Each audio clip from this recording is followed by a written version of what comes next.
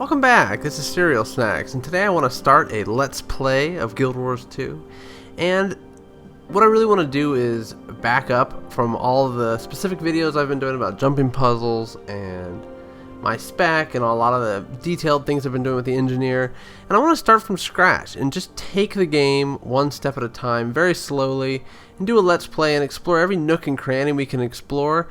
Treat it as if I'm actually in the Guild Wars 2 world, actually in Tyria, actually experiencing it for myself, trying to read all the text that I can, and not really rushing through the game. I know that that's one thing I'm guilty of, and I'm sure a lot of people are too, is rushing through this kind of stuff, not really reading, not really paying attention, and just trying to get as powerful as quickly as we possibly can. And I think this goal I really want to do is try to experience the personal story at a much different level. So if you enjoy that kind of thing, welcome.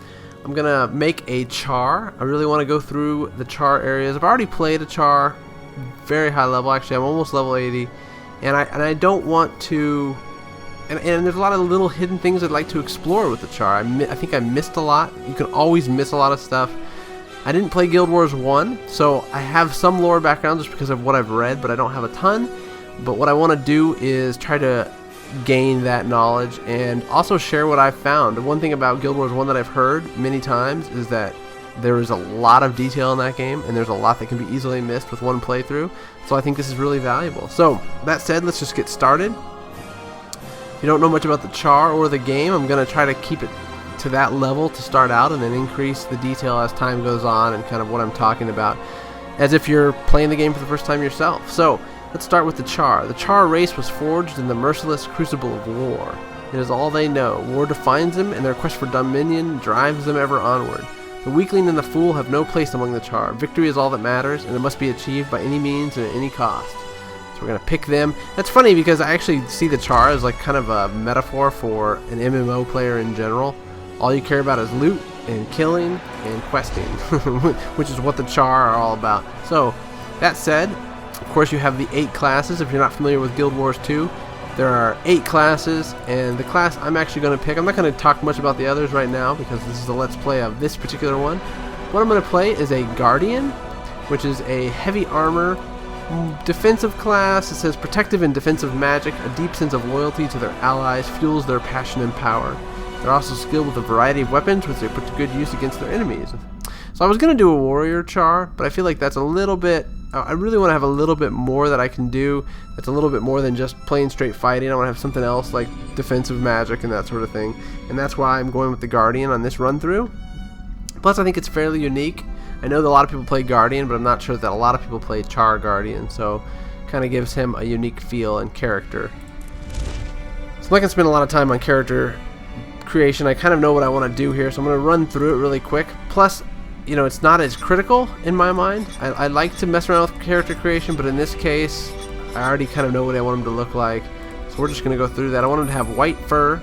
I want him to have orange stripes. Let's see if we can find the stripes on here. Let's see. If I can quickly do this here. Ah, there we go. Okay, he's kind of like a creamsicle, right? That's what I've kind of been going for. Because that sounds delicious. So he is not only amazingly awesome, he is also delicious. Most delicious Charr ever. Alright, so the horns I like to go for are generally the horns that sway backwards or the horns that go like this. So we're going to go with this one.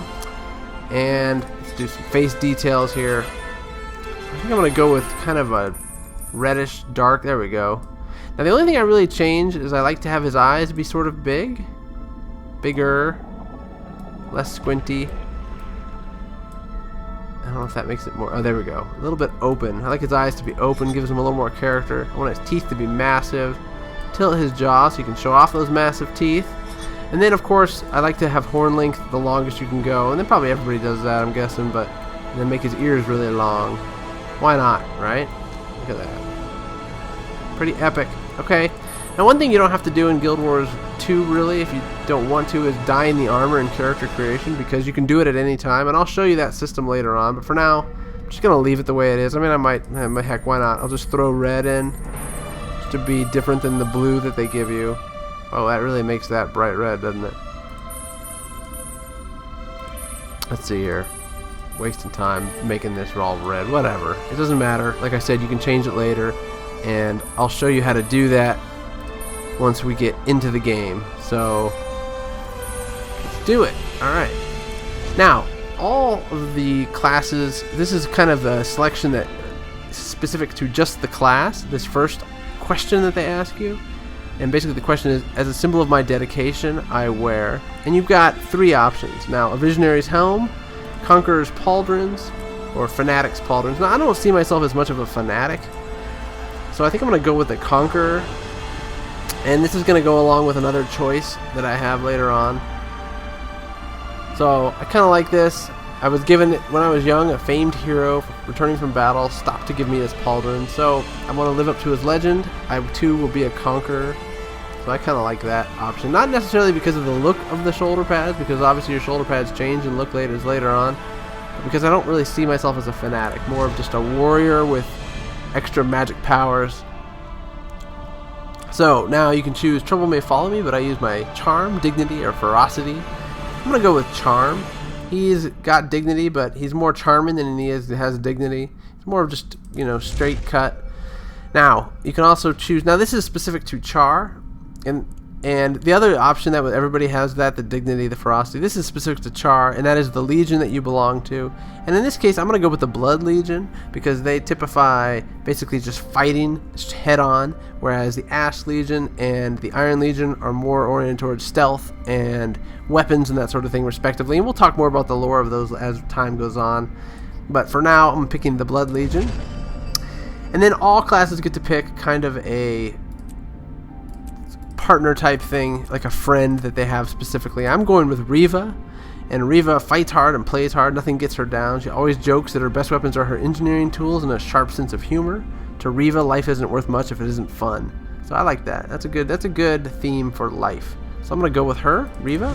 Now I like Dinky. Dinky is another one. I didn't talk about him. I don't want to talk about him too much, but Dinky is not that bright, but he's also very loyal. So he's kind of an awesome option to pick. But I'm going with Riva for now. Anyway, okay, so let's look here. They tell me the soldier that sired me is a loyal soldier, a sorceress shaman, a flame legion shaman, or an honorless gladium.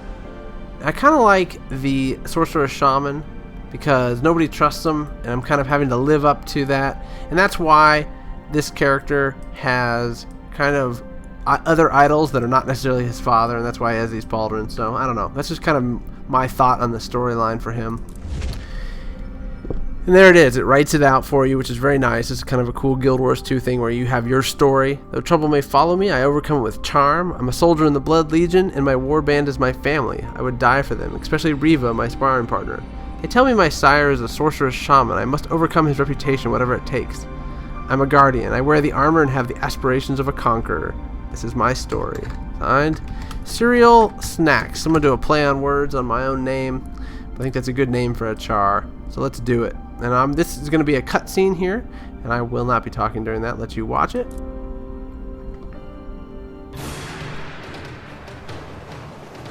I am a Charr.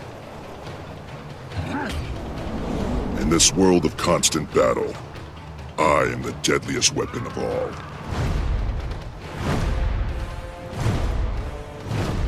I respect no authority but the clenched fist of my legion.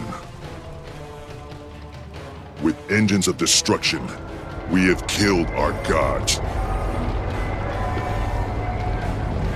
We reclaimed our homeland of Ascalon, and we planted victory banners on the graves of our enemies. Yet, if we waver, it could slip through our claws. Victory, at any cost. The Blood Legion is my mother. The Blood Legion is my father. We Charr are born into battle. We live on the fields of war. And I will die fighting. I'm a soldier, a ground pounder, frontline infantry. I face the enemy head on. I've earned the respect of my comrades, and forged alliances I can call on in time of need.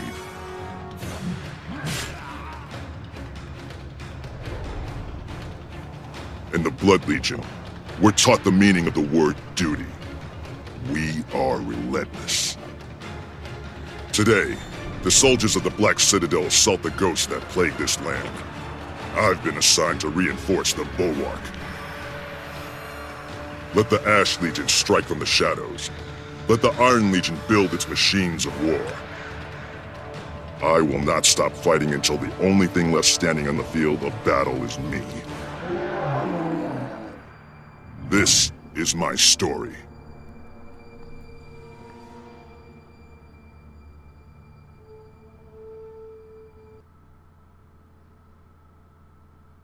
So you start out, and really you're on the front lines. The Black Citadel is the main city of the Charr, and it's resting near the plains of Ascalon, which is really just a area that belonged to the humans at one point in time, and actually belonged to the Charr before that. So we're just trying to retake it back. So this is kind of the story, and like I said, this is an instanced area, so let's just walk through here real quick. Alright, so here's the first quest. And I didn't read that, which I told you I was going to start doing. So, but anyway, the goal is to fight to the front. So I'm fighting through these Ascalonian fighters because we're having trouble with a particular powerful ghost by the name of Duke Baradin. And gotta get there. Now this cool, the Guardian has a combination of attack, defensive, and healing type spells. You can see I got the Symbol of Faith, which is actually an area effect attack that will allow me to then heal myself and do damage to enemies around me. Oops, I accidentally clicked on one of those guys.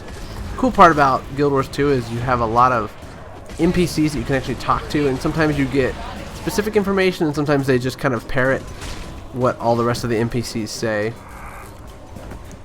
In this case, it depends on who you click on, really. If you click on some of the people that are, I can show you here in a second. Let's talk to the Centurion. I need your help, soldier. Tribune Brimstone has ordered me to the crypt, but I'm too torn up to make it. What's so important that the Blood Legion Tribune is there? The ghost of Duke Baradin is far more powerful than we thought. His army just broke through our defenses. Ritlock's about to fight him head-on. If he succeeds, it'll be weeks before the ghost reforms, and we can rebuild our perimeter. On my way. So they named some characters from the first game, and one of which is, ooh, let's play with this mortar while I'm talking.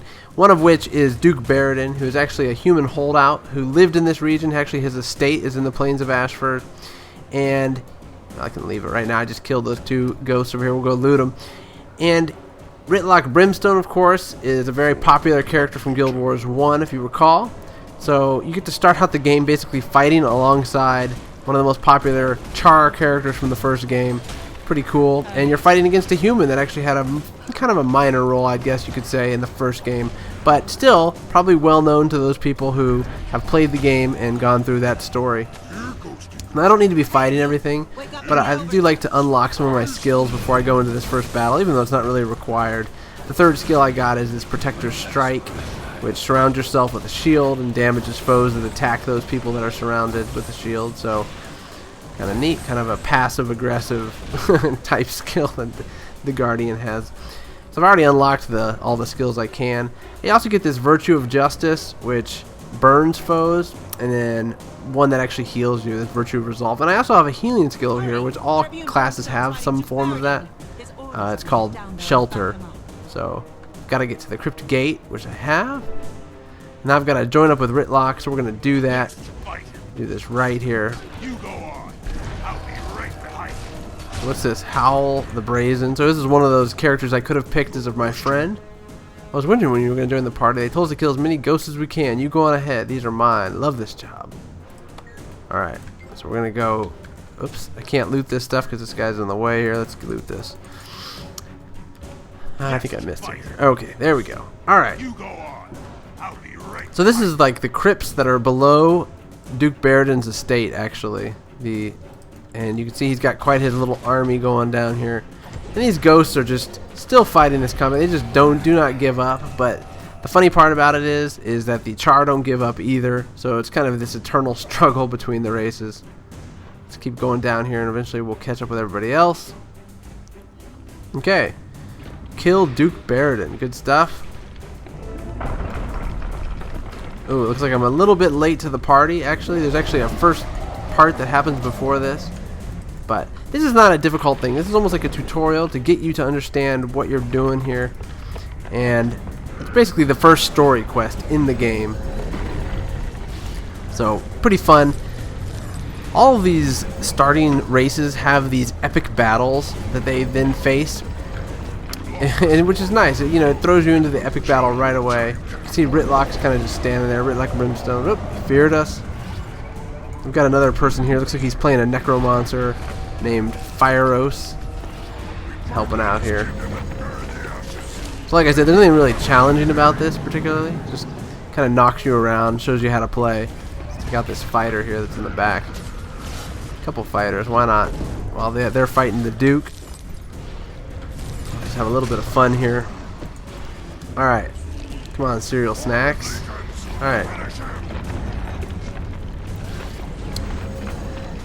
Almost got him down.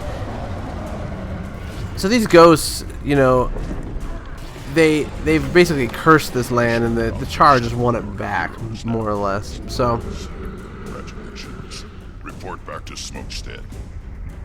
now he mentioned Smokestead, which we're reporting back to, and that's on the plains of Ashford. Smokestead's actually the city that borders the Black Citadel, which is the main city of the Charr, and the whole goal of that was to retake Smokestead here. I heard what you did down in that crypt, soldier. Impressive. Tribune Brimstone was calling the shots. I just did my job. Don't sell yourself short. You were part of the team that took down Baradin and stopped the ghost assault. Smokestead is safe now, and you helped make it that way. People are still on edge, though. It'd help if they saw someone like you making the rounds, lending a hand. The quicker we get this place squared away, the sooner the legions can get back to business. You can help. I'd rather have volunteers. But if I have to issue an order, I will. That won't be necessary, Legionnaire. I hereby volunteer. Okay, so we can finish the first story quest, and it doesn't matter which reward you really pick. So if you haven't played this game yet, you know, eventually you're going to loot all different types of weapons, or you can buy them pretty easily. So I'm just going to take the shield just to have that on my back here. So I'm going to throw this on my back. Now one thing I also have done is, you'll see many times that my UI will disappear. I just turned it off right there, because this game is pretty incredible to look at, and the UI just gets in the way. There's nobody I'm talking to online or dealing with. I've just been playing this Let's Play solo for the time being, and it's nice to just kind of look around and see the city of Smokestead in all its glory. Now, I'm not going to always do that. The first story quest, we're going to go through the first story quest, and I'm trying to keep these episodes down to about 20 minutes each, so they're manageable. Smokestead lies outside the Black Here's the first Citadel one. on land we took back from the humans. It's our base of operations for further expansion into this region. We're pressing east and north, facing resistance from the Flame Legion and an infestation of Ascalonian ghosts. The legions need every soldier to do his or her part. That's what I'm here for. So, as you travel, you'll encounter she's still magical talking. Asuran waypoints that you can use for a small fee to rapidly travel around the world. Finally, I'm confident you'll find many challenges that will test your mettle and improve your skill. okay, so she's kind of talking about the area, but as you can see, if you look at the map, there are 3 renowned heart quests. You can see here, it looks like the first one is to run the armory. There's an old armory over here in Gunbreach Hills. Organize the wrecking yard and secure this lake. And then there's a 4th one to fight the Flame Legion, who are encroaching from this northern part of our area of the plains of Ashford. And this is all Smokestead, the village of Smokestead. So we're really just kind of reinforcing our front lines, and that's the goal of the quest. Now you can see, let's talk to some of the people here. I love that the NPCs are just kind of wandering around. They've got names. All of them have names. This is Dimma Boommaker and Revla Boomfinder. So pretty cool. Let's run along here. And if you can talk to some of these guys, and that's, let's see, it's a warrior trainer. Of course, he's not going to talk to me. There's an old soldier talking to cubs, regaling tales. So you can see these kind of like little secret areas, and we'll see that eventually. What I want to do is do this first story quest, and the first story quest is simply to help them around here. So I'm going to go over here to the armory. You can see it in the distance. You can see the forge, and actually you can click on a lot of these objects and they'll tell you more about it. This is a really cool forge, and I am not sure if you can go up in this tower, but that would be pretty epic, and that's something we can check out. I don't think you can, unfortunately. The goal of this is to pick up objects and return them. Crucibus force wield, so you can see I already got some experience towards this heart quest. And actually some objects that you pick up will actually get different skills. You can see that down in my hotbar down here. I'm going to close this out though for now. It's cool to just turn them in. Oh, I can't really do that I guess without that open, so we'll leave it open. Now let's see here. We can click on the forge. Before you stands one of the mightiest forges the Iron Legion has ever constructed. The fires raging within it create heat that are barely tolerable up close. Cool. So I do like that detail that they've put into this. I guess I can't get up in this tower, unfortunately. That'd be really cool. There's a ladder, but you can't climb it. It's too bad. Some of the buildings in other areas you can actually climb. So let me actually turn in some of this stuff. So the goal of this is to just clean up, basically, so they can get the forge running. Collect these tools that are lying about, which of course have their own separate attack as well, but I'm not going to do it. Put the tools away. Now, there's also bombs that are lying on the ground that you can pick up. You can see the unexploded mortar shells. So we'll clean those up. Kind of help out with their weapon tests. And actually, you can throw these, which is cool. Boom. Does a fair bit of damage, not a whole bunch. And of course, these planesworm hatchlings hide a lot.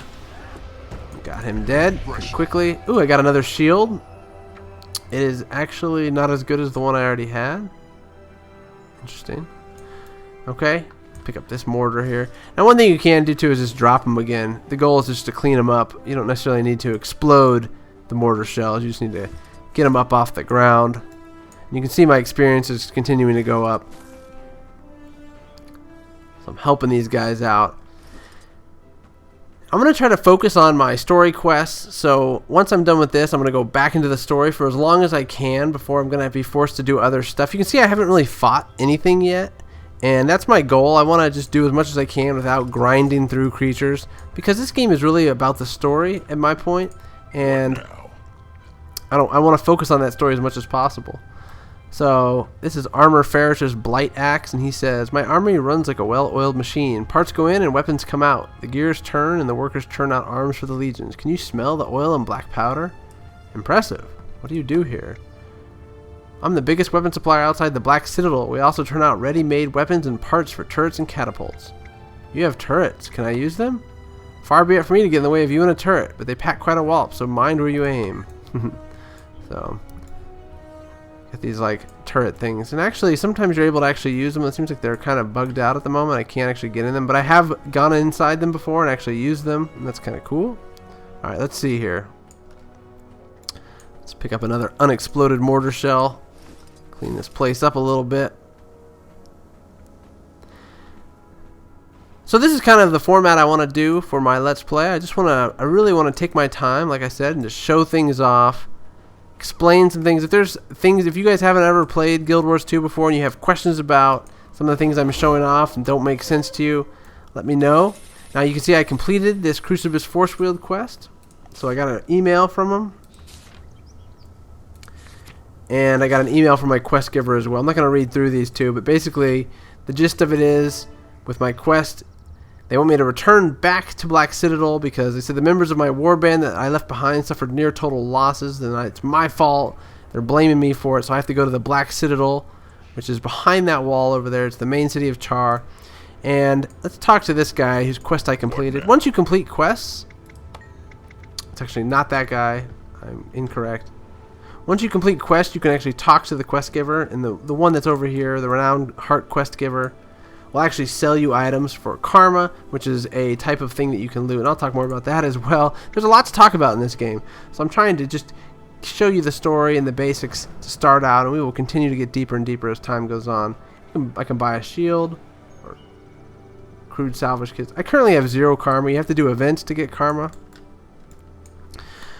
So as you can see, I have finished my first Renowned Heart quest. I'm still level 2. There is a level 3 quest to report to Legionnaire Steelbane. And you can see the cool part, and this is just one facet of the menus in this game, but the story is recounted completely for you here.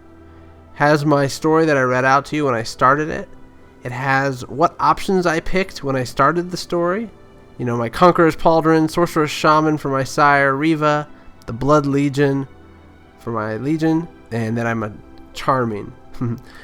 So, and then of course it has my Fury of the Dead, and it talks about that. I was ordered into action alongside Tribune and Ritlock Brimstone. Together we stopped Duke Baradin's attack on Smokestead. And then this is the next quest.